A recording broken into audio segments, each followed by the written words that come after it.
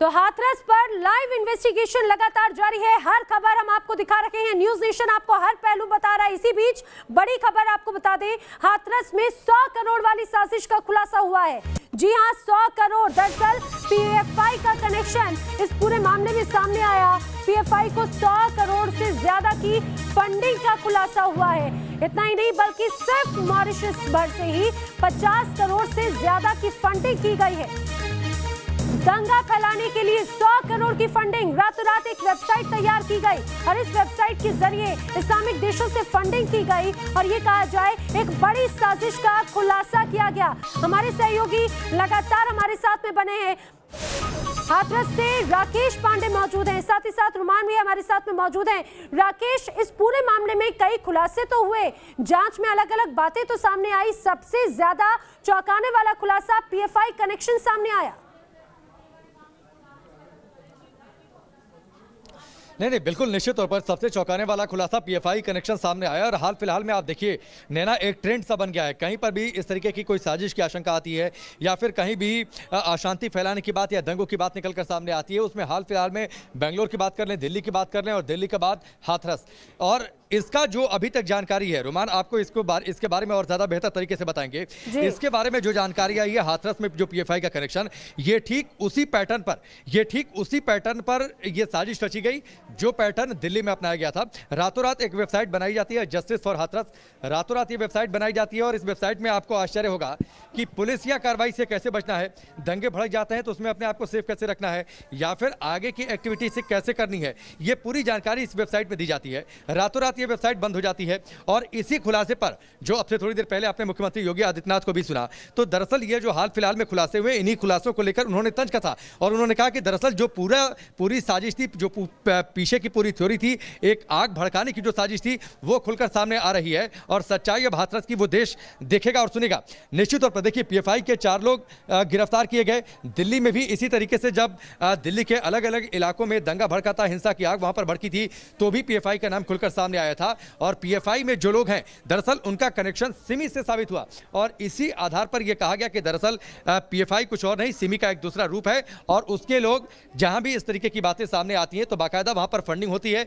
Mauritius से पैसे आने की बातचीत सामने आई, करीब 100 करोड़ के आसपास की फंडिंग की बात सामने आ रही है। ईडी अब इस पूरे मामले की जांच करने जा रही है। यानी बहुत कुछ ऐसा है नैना, बहुत कुछ ऐसा है जो पूरे इस प्रकरण में खुलकर सामने आना बाकी है और निश्चित तौर पर जिस दिन सच्चाई खुलेगी एक अलग तस्वीर आपको नजर आएगी और बहुत बड़े खुलासे जो शायद आप आज सोच ना पाए, वैसे बड़े खुलासे आने वाले समय में देखने को मिल सकते हैं। बिल्कुल। आलम, अतीक, सिद्दीकी, मसूद खान, दरअसल ये वो नाम है जो पीएफआई कनेक्शन को लेकर और खासतौर से हाथरस में दंगा भड़काने वाली जो बातें कही गई, उस पूरे मामले में अभी तक जो गिरफ्तार किए गए हैं, पूछताछ की जा रही है। रुमान और ज्यादा अपडेट हमें देंगे विस्तार से। रुमान, ये कहा जाए कि दक्षिण भारत का भी कनेक्शन इसमें सामने आ रहा है क्योंकि जो 4 लोग गिरफ्तार किए गए उसमें एक केरल का भी रहने वाला है। और क्या कुछ बातें अभी तक सामने आई हैं क्योंकि जांच जैसे जैसे बढ़ रही है और कई खुलासे हो रहे हैं।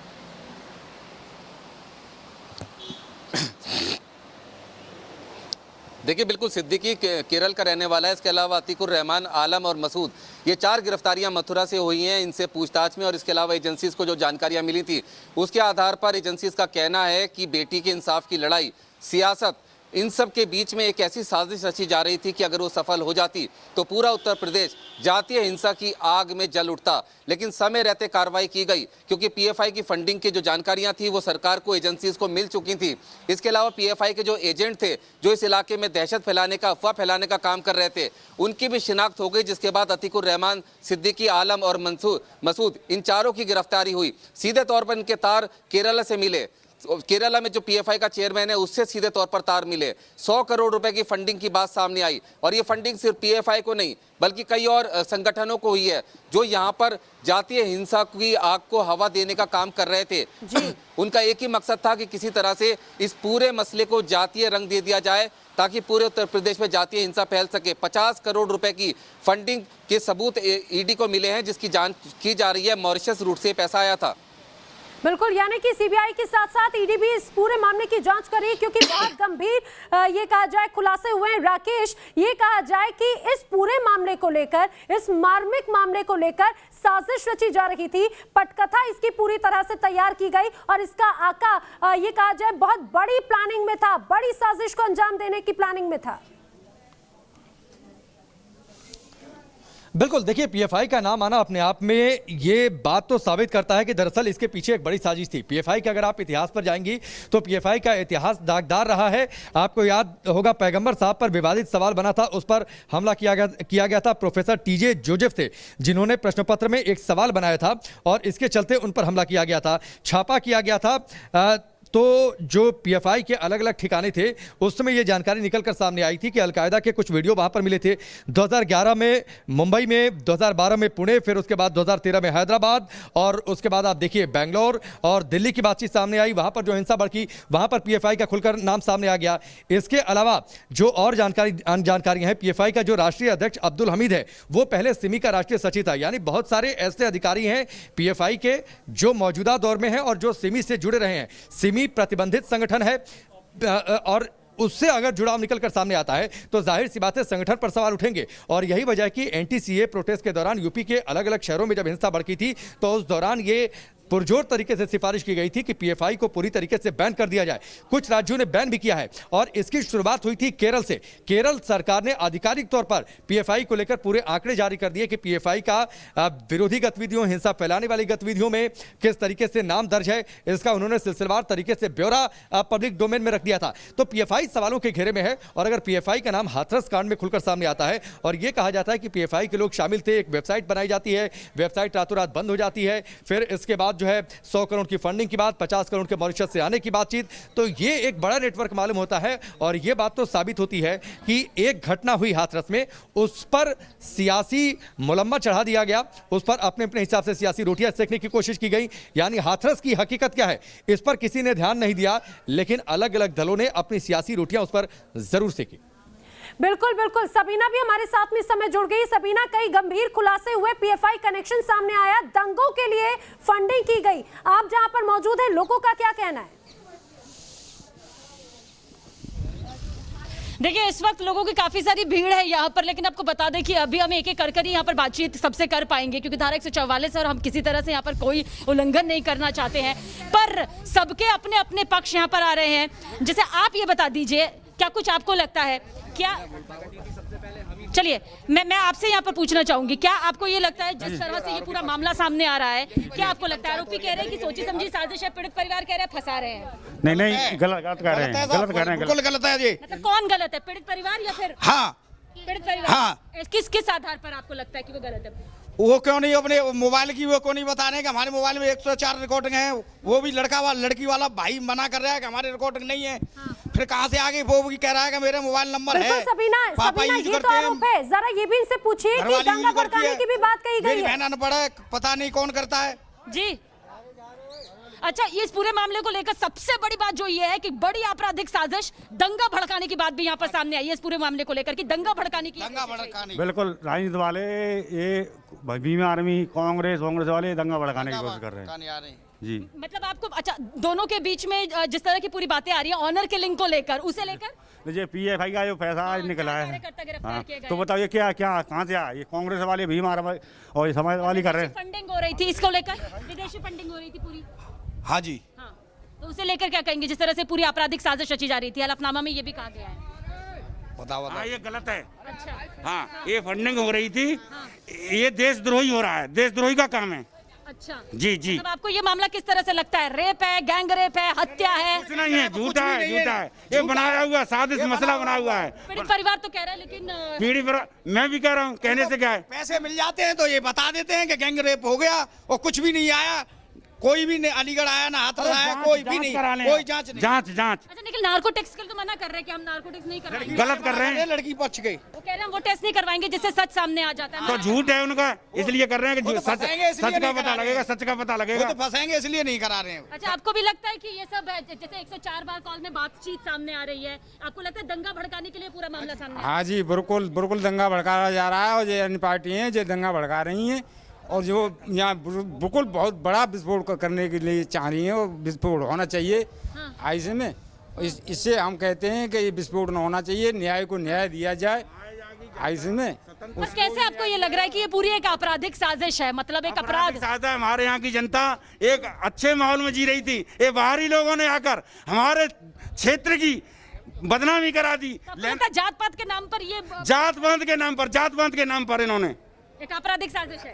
आपराधिक साजिश है जात पात के नाम पर। हमारे यहाँ ऐसा कोई बात नहीं है। अब नहीं, हजारों वर्ष से हमारे परिवार यहाँ पर मिलजुल कर रह रहे हैं। लेकिन वो तो कह रहे हैं हम आरोपी को जानते ही नहीं, हमने एक बार भी बात नहीं की। तो आपको नहीं लग रहा है मेरा घर आप हम सामने मैं कह रहा हूँ आपको नहीं जानता हूँ, मैंने नहीं बोला है, ये गलत है या नहीं गलत है? आप बताओ, आप भी बताओ। 104 बार जो बातें करी है वो भी कहा कि वो कोई कॉल डिटेल जो है वो लड़की वाले के तो ये मैंने तो नहीं कहा, कॉल डिटेल निकल के आई है। कौन डिटेल बता रही है? मैं नहीं बता रहा हूँ। कौन डिटेल बता रही है, आई या नहीं आई है? हाँ। आपको लगता है यूपी का माहौल बिगाड़ने की एक बड़ी साजिश है? बड़ी साजिश है। राहुल गांधी की और ये सभी लोग आ रहे हैं, ये और चंद्रशेखर की 19 FIR दर्ज कर ली गई है। अब तक एक FIR ये कहती है कि एक बड़ी आपराधिक साजिश है और साथ ही राजद्रोह, अज्ञात लोगों के खिलाफ षड्यंत्र रचने का ये पूरा आरोप लगा है। जी जी जी, बिल्कुल यही बात है, सच है, सही यही बात है। आपको भी कुछ ऐसा ही लगता है या क्या लगता है? मतलब बिल्कुल ऐसा बिना पर कोई तो बिना आप लोगों का भी पार्टियों के पास कोई मुद्दा है नहीं चुनाव के लिए। ये मुद्दा बना चाहते कि ये यहाँ उधम हो तो हम आके वो करें। आपको लगता है पीड़ित परिवार पर किसी तरह का दबाव है, राजनीतिक दबाव है और कांग्रेस का और आर भीम पार्टी का दबाव है, चंद्रशेखर का दबाव है, नेताओं का दबाव है। किसका दबाव है? भीम आर्मी वालों का और सपा वालों का, कांग्रेस का। ये यूपी का माहौल और योगी सरकार के खिलाफ साजिश। नेता लोग जो हैं अपनी खिचड़ी पका रहे हैं। और PFI के जो 4 कार्यकर्ता गिरफ्तार किए गए हैं, संदिग्ध साहित्य बरामद किया गया, लैपटॉप बरामद किया गया, मोबाइल बरामद किया गया। आपको लगता है कि सिर्फ गैंगरेप तक मामला नहीं है? ये गैंगरेप से जुड़ा हुआ PF इकट्ठा कर रहे हैं, इसके बारे में अफवाह उड़ा कर। जी साजिश है। किस बिना पर साजिश है, एक बार बताइए। मतलब क्यों लग रहा है कि ये साजिश है? जैसे क्योंकि देश में वो बाहर से पैसा फंडिंग हो रहा है, तो ये साजिश है उसको देश में विस्फोट करने की, क्योंकि जातीय दंगा फैलाया जा रहा है। ये जातीय दंगा फैलाया जा रहा है। ये भी जो हुआ है ये सब अफवाह, एक पीड़ित लोग पे प्रेशर बना। जातीय दंगा फैलाया जा रहा है। आपको भी लगता है कि जातीय दंगा फैलाने की ये कोशिश है? जातीय दंगा फैलाने की कोशिश की जा रही है। जातीय दंगा फैलाने की कोशिश है। जब ये 14 तारीख को क्यों नहीं बोला उन्होंने? अभी मैं पीड़ित परिवार के साथ सुबह से थी, तो मैं बता भी रही थी कि ये आरोप लग रहे हैं। तो सीधे तौर पर ये कह रहे हैं सारे आरोप हमारे खिलाफ हमारी एक साजिश रचने की है। में क्यों नहीं गई? ये जाति का नहीं है तो बलरामपुर में क्यों नहीं गई ये टीमें? ये जाति का नहीं है तो बलरामपुर में क्यों नहीं? देखिए सुबह में वहाँ पर पूरा दिन थी और पीड़ित परिवार ने कहा उनके खिलाफ साजिश है। यहाँ पर मेरे साथ एक अलग वर्ग है, वो सीधे तौर पर कह रहा है कि जातीय दंगा भड़काने की ये कोशिश थी। बिल्कुल, और ये भी कहा जा रहा है फंडिंग की जा रही थी, कोई ऐसा मामला नहीं था, लेकिन ये मामला सामने आया। आखिर क्यों राजनीतिक दल उधर नहीं जाते? दंगा भड़काने की साजिश की बात यहाँ पर भी की जा रही है। राकेश और सबीना लगातार हाथरस से हमारे साथ में मौजूद हैं। यहाँ पर रुक रहे कुछ ही पलों के लिए, जल्द हाजिर होंगे।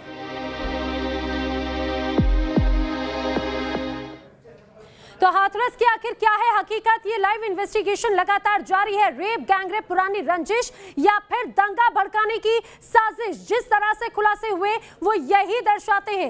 हाथरस पे हमारी टीम लगातार मौजूद है। सबीना हमारे साथ में मौजूद हैं, राकेश पांडे हमारे साथ में मौजूद हैं और हर पक्ष, हर तस्वीर हमारे सामने रखने की कोशिश की जा रही है। सबीना का रुख कर लेते हैं। सबीना, आप लोगों के साथ में मौजूद है, जरा उनसे जानिए कि यहाँ पे लोग क्या कह रहे हैं। जिस तरह से PFI कनेक्शन सामने आया, दंगा भड़काने की बात कही गई। जी हाँ हाँ, अच्छा, दंगा भड़काने की बात यहाँ पर सामने आ रही है। ये एक बहुत अहम मुद्दा है। अगर कोई राज्य की, देश का माहौल बिगाड़ने की कोशिश की जाएगी तो बख्शा नहीं जाएगा। लेकिन जिस तरह से दंगा भड़काने की ये पूरी कोशिश सामने आ रही है, इस पर क्या कुछ कहना चाहते हैं? ये जो है विपक्षी गणों ने क्षत्रियों में और दलितों में जातीय संघर्ष कराने की एक साजिश रची गई थी, जो योगी बाबा ने अपने विवेक से और इस षड्यंत्र का खुलासा किया और अपराधियों के खिलाफ उन्होंने मुहिम भी छोड़ी है। अपराधी कोई बचे नहीं, निर्दोष फंसे नहीं, इसलिए उन्होंने जो है 36 समाज। आपको लगता है ये जातीय हिंसा फैलाने की कोशिश है? अच्छा, ये बताइए, पीड़ित परिवार को आप किस हिसाब से देखते हैं? एक मोहरे के तौर पर देखते हैं कि उनका इस्तेमाल एक मोहरे के तौर पर किया गया? नहीं, बिल्कुल, हम तो हमारे लिए समान है, सर्व समय समान है। अभी तक कोई दंगा ऐसा नहीं हुआ। अगर हम देखते तो ऐसा क्या है बताइए?